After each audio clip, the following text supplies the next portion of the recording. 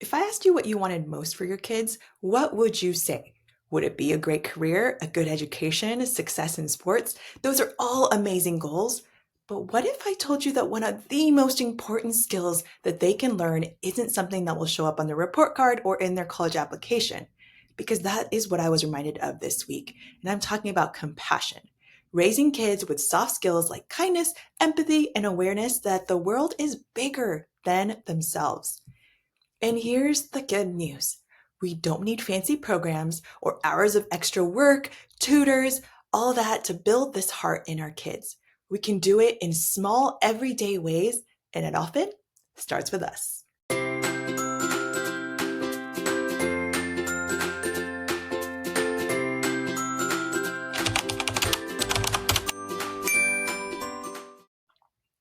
Hey friends, welcome back to This Japanese American Life and the Whole Wellness Mamas. I'm Amy. I am a full-time working mom to two boys, if we haven't met already, and I'm all about helping busy moms create joyful and meaningful lives. And today we're talking about raising kids who are not just book smart or great athletes, but heart smart.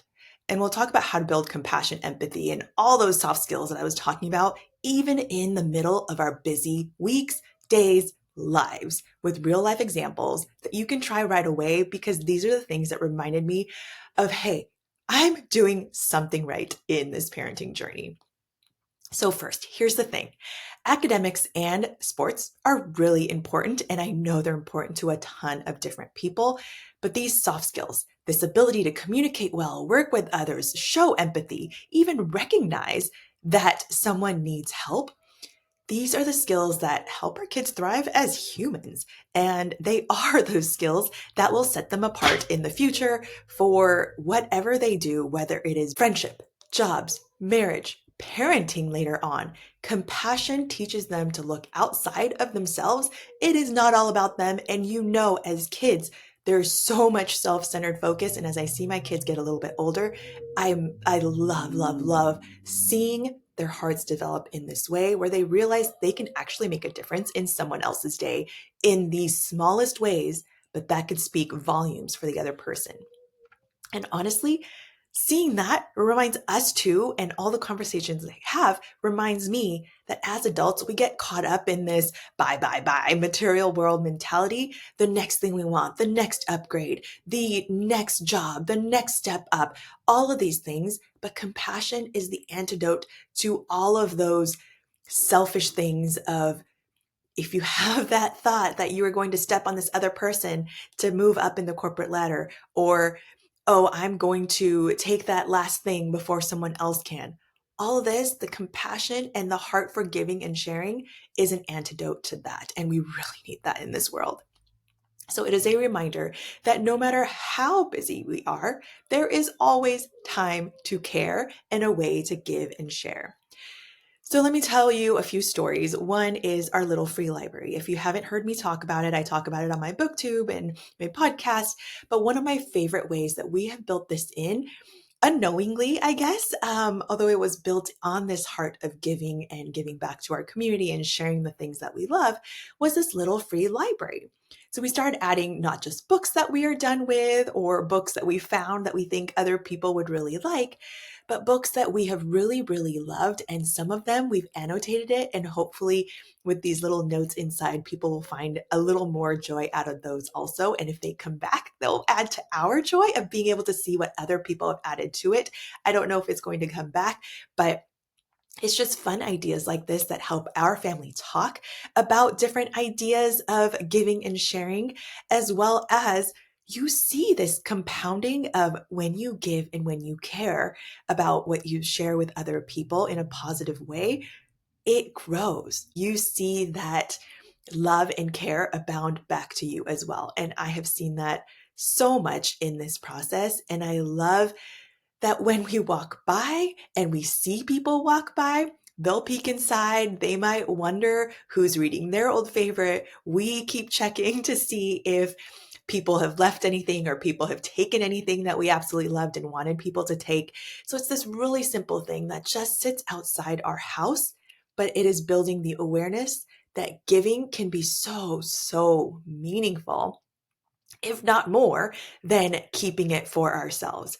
by releasing our favorite books into the world, or our favorite stickers, or our favorite bookmarks, or whatever it might be, it is bringing joy to other people. And that makes us smile. And I hope it does for you too. And that brings me into decluttering and buy nothing, because there are so many things that I have received that I am looking for. Like, my kid is starting Little League, and there are tons of things that I did not know that we needed. I thought we were just like, oh, okay, yeah, we're going to try this thing. And if not, if it's not a sport, it's okay. We'll move to the next thing. But you have to buy a ton of stuff. So the first step I did was go to Buy Nothing and ask if people had Little League gear that we can borrow for the season, or even have if their kids have outgrown, bats and gloves and whatever it might be. So some of the things obviously we don't want to share, like shoes, that gets a little, especially with these boys that are almost puberty level. But it is beautiful to be able to receive out of other people's stuff that they do not need anymore. But it is also so rewarding to be able to give when we declutter from the things that we used to love. Well, we don't use it as much anymore. And if we go to a home, a child that would play with these toys that we don't play with anymore, books, like I said, that we can put into the little free library, tools in the kitchen that we have replaced or done other things with, and we don't need 5 cookie sheets or whatever it is, right? Someone is looking for it, and to be able to meet the needs of others is a huge thing that I'm so, so glad social media is there for, to facilitate this community. There's something so much better about giving it to someone that needs it than just taking it to Goodwill or a thrift store that will take it. It's just a very different feeling that comes from this community. And here's another thing as we talk about giving for needs. Our kids love the snacks at church. They shouldn't go for the snacks, but hey, they ask about that every single time. And a few times the snack table has been empty. And so they said, oh, there's no snacks. But the question from our family was, well, what do you want to do about it? Because maybe that's a call for you to step up and provide snacks for others if you look forward to it so much and you have not contributed to it. So our small group actually decided to do one together. We had signed up, but then we decided to band together and make it a group activity. And the kids loved it. They were all chopping things up, washing the fruit. They were manning the table to make sure when things went low, they replenished it. Yes, it might have taken away their attention a little bit, but to see them so excited, to see other people excited about the snacks and to be able to help in this way. And they were, snipping the grapes so that they were in smaller bundles. They become more aware of what other people might like, how they might be able to serve others. And this might be a small, small thing, but it is a start. It is a seed that is planted for them to care for others, see opportunities to help. And there are service opportunities that abound, whether you are a church goer or a faith place goer or not. There are things at your school, there are things in different organizations. People always need volunteers and help. And I'm always looking for opportunities where we can do that as a family and not just as adults. So I recommend you definitely checking those things out.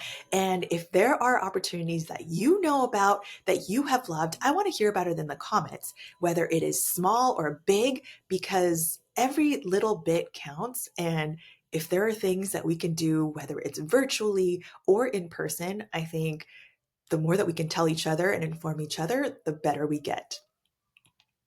Now, one of the biggest lessons in this whole compassion is awareness, like I was saying, knowing that there are always people less fortunate than we are, knowing that we always have something to give to others. That awareness brings gratitude too. It builds that heart of gratitude.